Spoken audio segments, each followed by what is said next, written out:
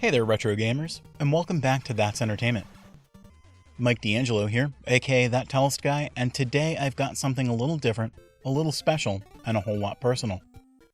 This is our end of year spectacular, where we'll be counting down the top 10 NES games of all time. But here's the twist.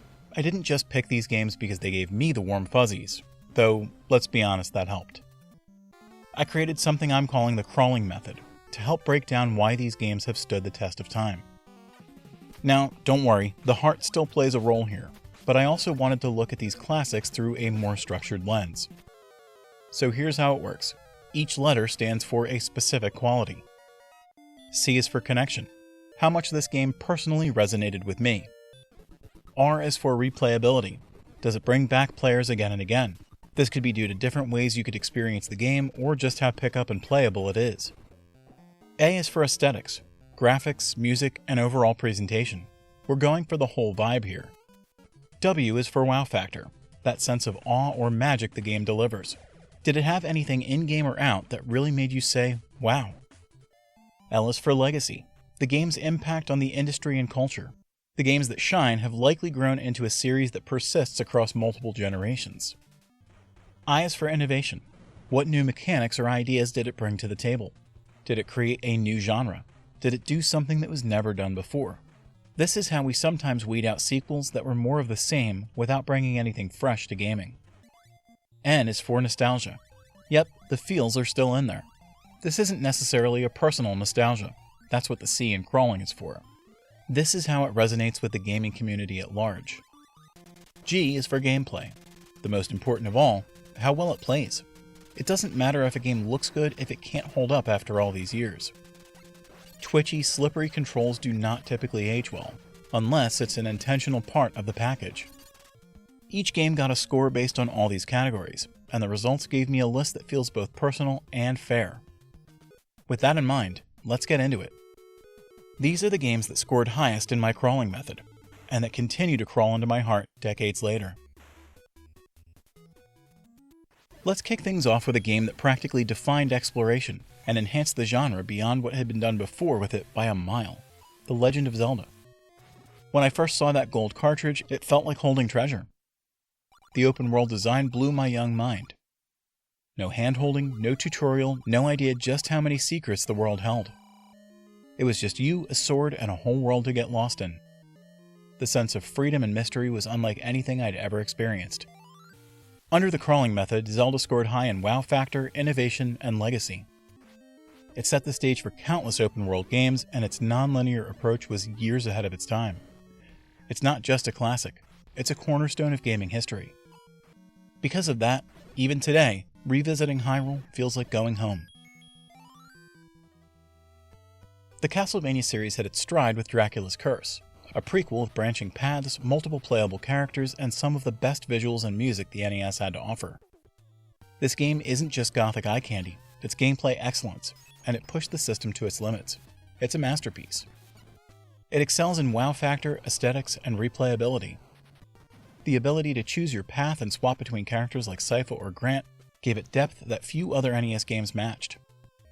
Plus, that soundtrack still gives me chills. It might not have hit the same nostalgic notes for everyone, but those who know about it know that it deserves a spot in this pantheon of outstanding NES games. Before Dracula's Curse, there was the OG, Castlevania. Sometimes, the original packs a harder punch in some ways. This game was my first taste of gothic horror on the NES, and it was tough as nails. The atmosphere, the awesome main character, the brutal but fair challenge, it was unforgettable.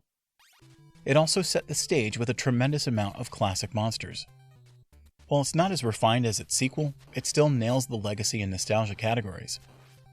It laid the groundwork for everything the franchise would become, and it's still one of the most iconic games on the system. And of course, without Castlevania, there is no Metroidvania genre. This one was spooky, stylish, and satisfyingly tough. It might seem wild now, but Final Fantasy was a huge gamble. Square was about to shut down, and this was their last-ditch effort.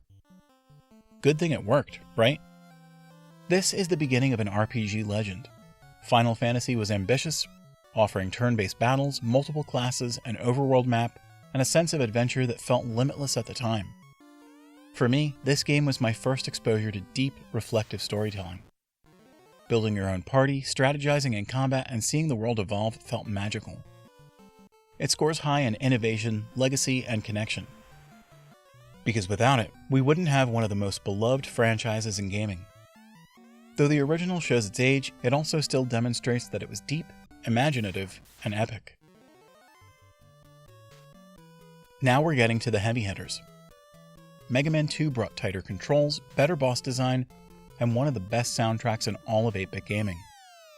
This was the game that took the Mega Man formula and cranked it to 11. Mega Man 2 was my reward for a good report card, and it made me feel like a boss. Well, until I fought Quickman. It shines in aesthetics, gameplay, and nostalgia. Every boss, every level, every tune, it's all iconic. And the difficulty was tough but fair, making it the perfect introduction to the series. It's just plain fun, and it's one of those games you wanted to beat over and over again, and each time you did, it felt just as satisfying. There's no other game like Punch-Out on the NES. Big sprites, memorable opponents, and gameplay that was easy to understand, but hard to master. You might call it a sports game, but in reality, it's a rhythm-based puzzle fighter. Every boxer had patterns to learn, personalities to fear, and weaknesses to exploit. And when you finally made it to Tyson, your palms were sweatier than Little Mac's boxing shorts. It scores high in gameplay, wow factor, and connection. This wasn't just a game, it was a rite of passage. One that came with a black eye and bragging rights. It's an underdog story that you get to play a part in, and working your way up the circuits comes with a real sense of satisfaction.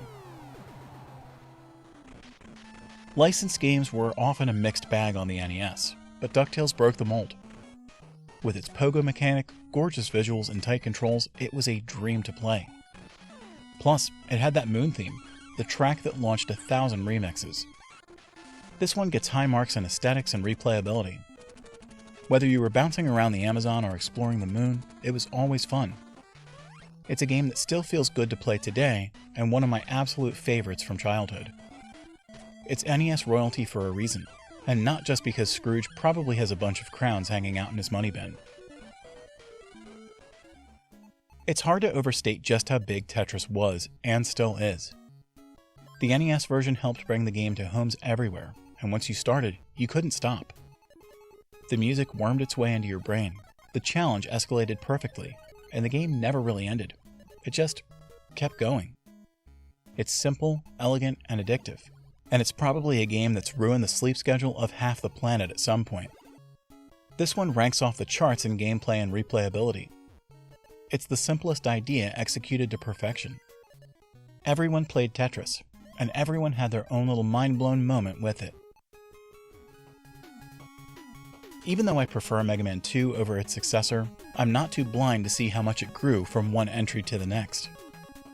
Mega Man 3 refined the formula, adding the slide mechanic and giving us Proto Man.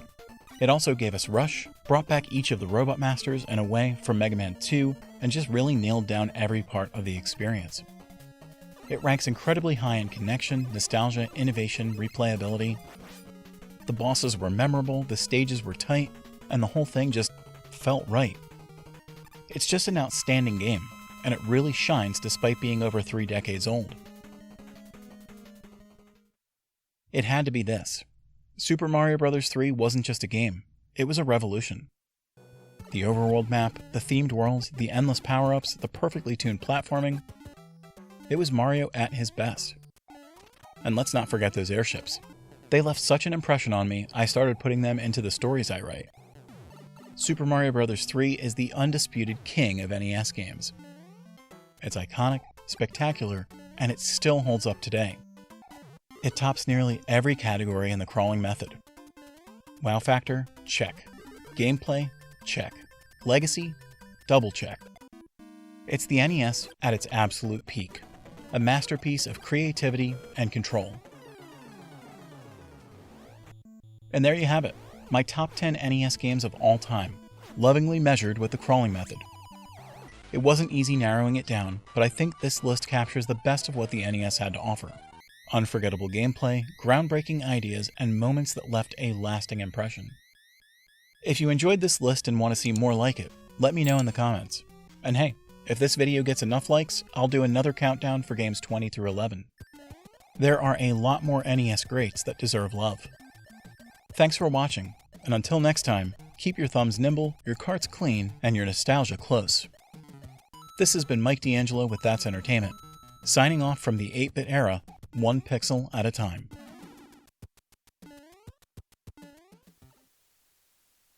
Check out our review for Arcade Paradise. It's a very fun, retro-heavy game. If you're into D&D, you can also check out our sister channel, Tellist, where we have plenty of maps on display. And we'll also be refreshing this channel with new retro reviews, so keep an eye out.